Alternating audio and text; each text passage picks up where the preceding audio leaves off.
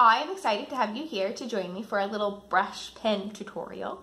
I wanted to share with you just a little bit of my knowledge that I have of brush pens. I'm not a professional calligrapher. I'm not a professional hand letterer.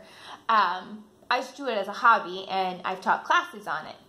And so I wanted to share with you some of the resources that I found if you're like, I'm completely new, I need some guidance, or you're kind of intermediate and looking for different tools to use. So I have a bunch of brush pens, and so if you're like, what's a brush pen? Well, let's go ahead and start there. These are all black. So it's basically a pen, let's see if I can get it to focus, where when you write down, when you go down, it's fat, and when you go up, it's thin. So its tip is flexible. Let me see if I can, oh, I kind of lost it. But you can see, it's not like a ballpoint. So it's thick, and you can go thin up, thick, ooh. It's just like that, okay? So brush pen has a flexible tip. Now, there are different degrees of hardnesses in the tips. And so there's a soft tip, medium tips. My computer's freaking out. Soft tips, medium tips, and hard tips. And this is not calligraphy. Calligraphy has nibs. That's something totally different. So brush pen lettering, there's the flexible tip that kind of gives, it'll help give you that calligraphy look without having the fancy calligraphy, tools. So there are three kinds of tips. So the soft, medium, and hard.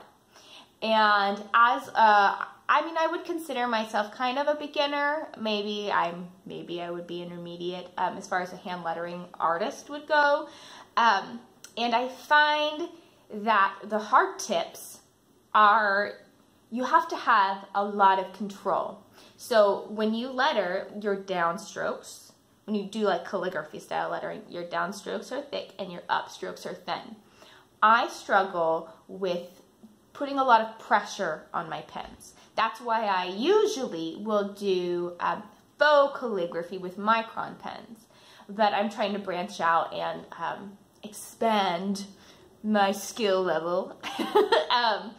And so when you go down, it's supposed to be thick, and when you come up, it's thin. And I have lots of videos on this. And again, like I said, I have classes on it. So the hard tips, you have to have a lot of control. The medium tips are a little bit easier, but my suggestion if you're a beginner is to get a soft tip.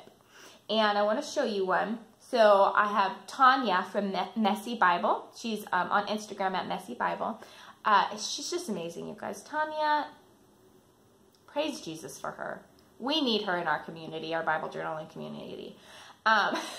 She has a website, and she sells different things she's written, devotionals, and art supplies. And so one of the things she sent me was a zebra pen, and I'd actually never used one. I think I've had some people recommend them to me, but I've never used one. So she sent me some. She has them in her shop. And so she sent me a medium tip, and she sent me a soft tip. And this is the soft tip. So it's like light gray, and it actually has Japanese on it because Japan makes the best art supplies. Just letting you know, at least pen-wise.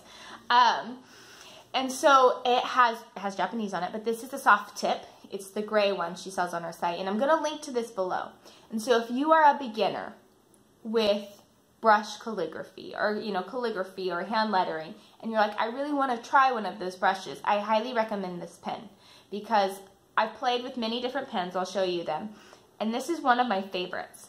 And I've discovered that I like soft tips because I lack control right now. I'm still learning it. And this helps it not be such a harsh looking edge. And I'll show you my example here below in a minute. But I highly recommend this for beginners. So she sent me the medium tip, which isn't the little bit of a darker gray one. I would say if you're an intermediate artist, you bump it up to this. Try gain a little bit more control with this. It gives once you are proficient, it'll give you a nicer look, but a good starting place is a soft tip. And then I also have, I usually use Fudenosuke Tombow brush pens, and I have those in various sizes. I have a soft one, which I prefer over the other ones. and a hard tip one. This one's my hard tip. And I also have a Pitt pen. Where are you? A Pitt pen. There's a Faber, I don't know if I say this right. Sorry if I'm butchering it. Art community. Faber-Castell, but a Pitt pen. And a lot of you guys use these for Bible journaling.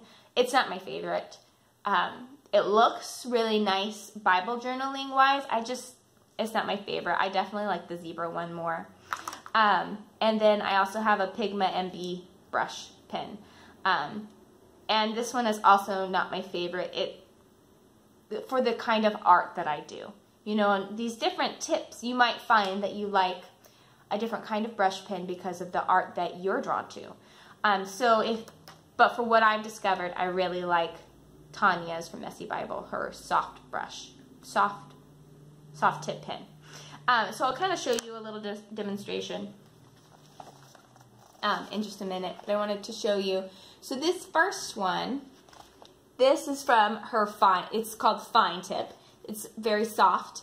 I really like how my calligraphy ended up looking with it. The next one is from her Medium. Okay, and so that one looks nice. That would be what I would transition to, trying to use it, gain more control with it. And then on the bottom, I have a Fudenosuke hard tip. And you can see how the edges, my downstrokes and my upstrokes, it's just a harsher look because I don't have as much control yet. This looks a lot more pleasing to my eye.